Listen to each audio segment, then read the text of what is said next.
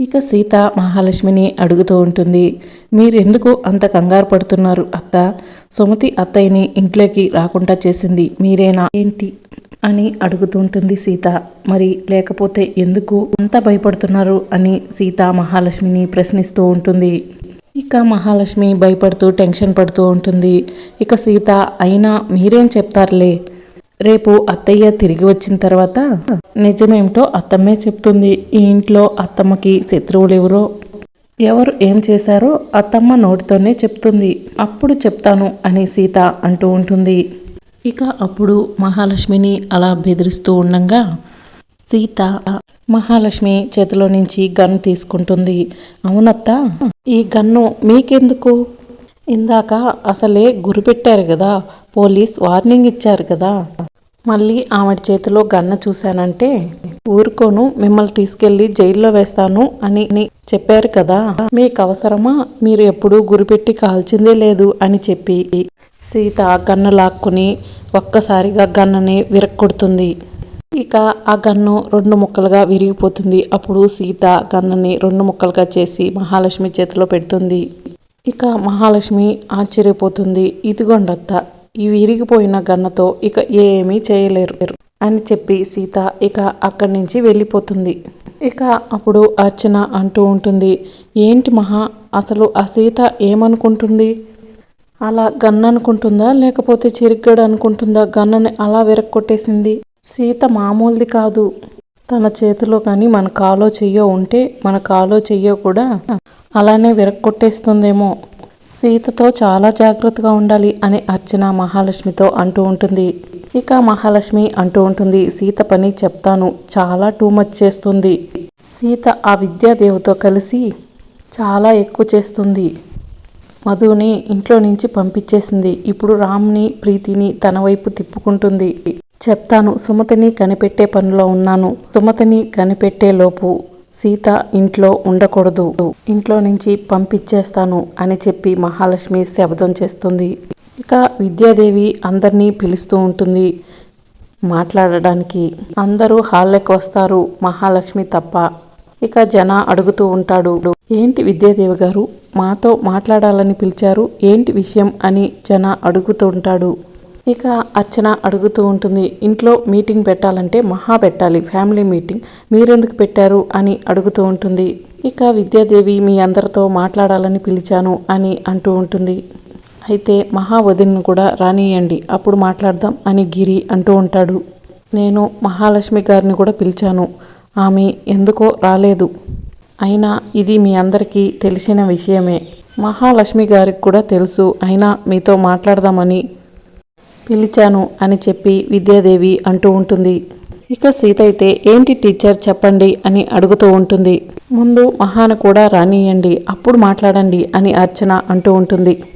గిరి కూడా అంటూ ఉంటాడు, మహాని రానియండి, మహానే ఏ డెసిషన్ అయినా తీసుకోవాలి అని జన కూడా అంటూ ఉంటాడు. ఏమవుతుంది, మహావదినికి మనం చెప్దాంలే, ముందు మీరు చెప్పండి అని రేవతి అడుగుతూ ఉంటుంది. పిన్ని వచ్చినాక మళ్ళీ చెప్పాలి కదా, ఎందుకు 2 సార్లు చెప్పడం, అదేదో ఇప్పుడే ఆగితే సరిపోతుంది కదా అని రామ్ అంటాడు. ముందు మీరు చెప్పండి టీచర్ అని సీత అడుగుతూ ఉంటుంది. అప్పుడు టీచర్ చెప్తూ ఉంటారు, రామ్ సీత ఇద్దరు కూడా బావా మర్దళ్ళు అని తెలిసింది కదా, మరి వాళ్ళిద్దరికూ కార్యం ఎందుకు ఏర్పాటు చేయటం లేదు, చేస్తే బాగుంటుంది కదా, ఈ విషయం ఇదివరకు మహాలక్ష్మి గారు కూడా చెప్పారు కదా, మరి ఇప్పటిదాకా ఎందుకు ఏర్పాటు చేయలేదు, సుమతి గారు ఉండి ఉంటే గనక ఇలా చేసేవారు కాదు కదా, ఈ పాటికి ఎప్పుడో మొదటి రాత్రి జరిపించేసేవారు, ఏంటి మీరు మాట్లాడరేంటి అని జనాని అడుగుతూ ఉంటుంది విద్యాదేవి. ఇక జన అలా మౌనంగా ఉండిపోతాడు. ఇంతలో సీత సిగ్గుపడుతూ ఉంటుంది. ఇక అప్పుడే సీత వాళ్ళ అమ్మ నాన్న ఇద్దరు వస్తారు, శ్రీవకృష్ణ లలిత. అందరూ అలా ఆశ్చర్యపోయి చూస్తూ ఉంటారు. ఇక సీత, ఏంటమ్మా, ఏంటి నాన్న మీరు ఇలా సడన్గా వచ్చారు అని చెప్పపట్టకుండా అని సీత అడుగుతూ ఉంటుంది. ఇంతలో మహాలక్ష్మి పైనుంచి వస్తూ నేనే రమ్మన్నాను వాళ్ళని అని అంటూ ఉంటుంది. ఎందుకు రమ్మన్నారు, మళ్ళీ ఏమైనా గొడవ పెట్టుకోవాలా ఏంటి అని సీత అడుగుతూ ఉంటుంది. మొన్న వచ్చినప్పుడు అవమానించారు, మళ్ళీ ఎందుకు పిలిపించారు అని రేవతి అడుగుతూ ఉంటుంది. మేము అసలు ఈ ఇంటికి మా ఆడపడుచు వచ్చేదాకా రాకూడదనుకున్నాము. మీరు పిలిస్తే బాగుండదని వచ్చాము. మీ మాటని కాదనలేక అని లలిత చెప్తూ ఉంటుంది. ఎందుకు పిలిచారు? గొడవ పెట్టుకోవడానికా, అవమానించడానికా అని సీత ప్రశ్నిస్తూ ఉంటుంది. ఏంటి సీత అంత ఆశ్చర్యపోతున్నావు? నేను రమ్మనింది నీ గురించి. నిన్ను పుట్టింటికి పంపిద్దామని వాళ్ళు పిలిచాను అని మహాలక్ష్మి చెప్తూ ఉంటుంది. అందరూ ఆశ్చర్యపోతారు. ఇక రామ్ అడుగుతూ ఉంటాడు, ఎందుకు పిన్ని సీతని వాళ్ళ ఇంటికి పంపించడం అని బాధగా అడుగుతూ ఉంటాడు. ఈ రోజు నుంచి అమావాస్య మొదలవబోతుంది.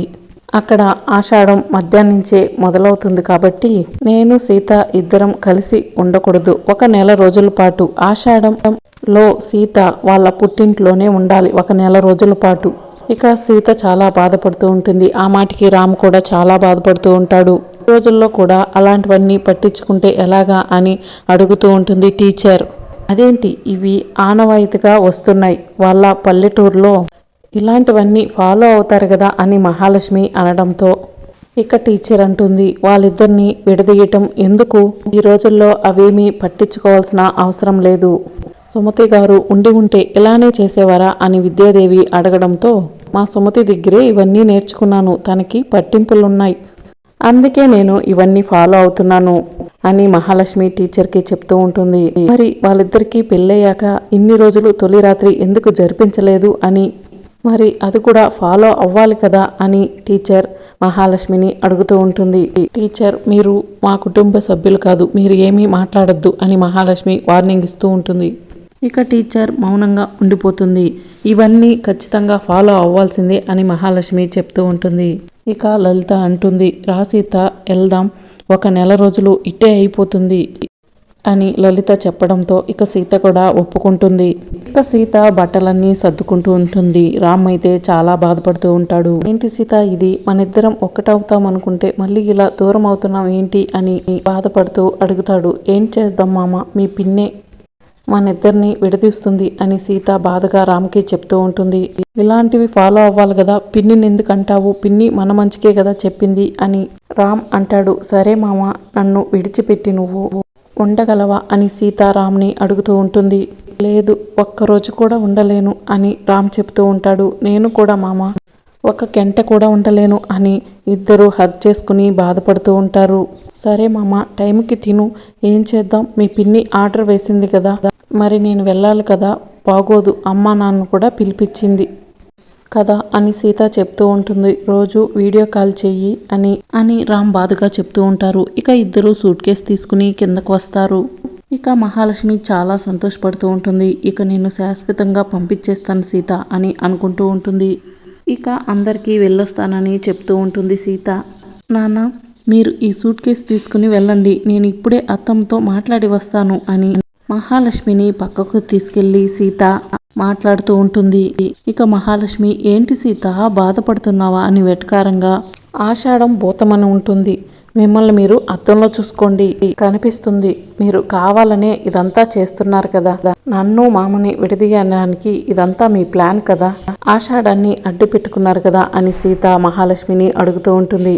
నువ్వు చాలా తెలివైన దానివి, తొందరగానే పసిగట్టేశావు ఈ విషయం, వెళ్ళి రామ్తో చెప్తావా? చెప్పినా నమ్మడలే అని మహాలక్ష్మి చాలా పొగరుగా సమాధానం చెప్తుంది. ఇక ఈ ఆషాఢం వంకతో నిన్ను మీ పుట్టింటికి పంపిస్తున్నాను సీత, నిన్ను ఎప్పటికీ ఈ ఇంటికి రానివ్వను, నిన్ను రామ్ని విడదీస్తాను, మీ ఇద్దరికి దూరం పెరిగేలా చేస్తాను, ఇక నువ్వు ఈ ఇంటి మీద రామ్ మీద అసలు వదులుకో అని వార్నింగ్ ఇస్తుంది. ఇక ఆ మాటలకు సీత చాలా బాధపడుతూ ఉంటుంది. ఇక బయట అందరూ వెయిట్ చేస్తూ ఉంటారు సీత కోసం. సీత బయటకు వెళ్ళాక ఇక రామ్కి దగ్గరగా వెళ్ళి చెప్తూ ఉంటుంది, వెళ్ళొస్తాను మామ అని. ఇక రామ్ చాలా బాధపడుతూ ఉంటారు. ఇక టీచర్కి కూడా దగ్గరగా వెళ్ళి, జాగ్రత్తగా ఉండండి టీచర్ అని సీత చెప్తూ ఉంటుంది. ఏంటి సీత బాధపడుతున్నావా? ఈ ఇంటిని వదిలి వెళ్ళటానికి జాగ్రత్తగా వెళ్ళిరా అని అర్చన కూడా వెటకారంగా చెప్తూ ఉంటుంది. ఇక సీతను తీసుకుని శివకృష్ణ లలిత ఇద్దరు కూడా బయలుదేరి వెళ్తారు. ఇక మహాలక్ష్మి టాటా అని చెప్పి చాలా సంతోషపడుతూ ఉంటుంది. ఇక మహాలక్ష్మితో జలజ మాట్లాడుతూ ఉంటుంది. ఇక్కడ మధుకి నిజం తెలిసిపోయిన విషయం మొత్తం కూడా మహాలక్ష్మికి ఫోన్లో జలజ చెప్తూ ఉంటుంది. సరే అయితే రామ్ని పెళ్లి చేసుకోవడానికి ఇంకో అమ్మాయిని చూసుకుంటా అని మహాలక్ష్మి చెప్పడంతో మరి నా సంగతి మేడం, ఇక నుంచి మీ నుంచి నాకు డబ్బులు నగలు రావా అని ప్రశ్నిస్తూ ఉంటుంది. ఇప్పటికీ వచ్చినటివి సరిపెట్టుకో అని చెప్పి మహాలక్ష్మి ఫోన్ పెట్టేస్తూ ఉంటుంది. జలజ మాట్లాడిన మాటలన్నీ కూడా మధు వింటుంది. మధు జలజని చాలా కోపంగా చూస్తూ ఉంటుంది.